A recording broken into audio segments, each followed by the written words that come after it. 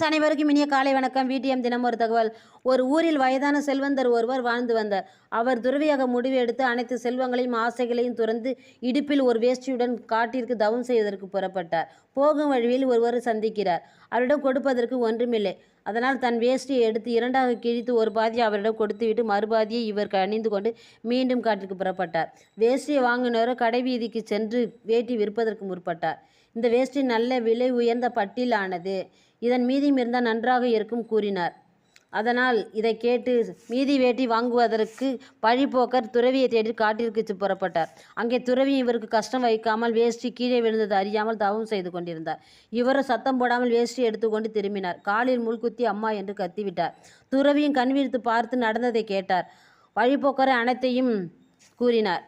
இவன் திருடுவதற்கும் திருடன் ஆவதற்கும் நாமே காரணமாகிவிட்டோமே என்று துறவி மனம் வருந்தினார். இதன் தொடர்ச்சி நாளை பார்ப்போம்.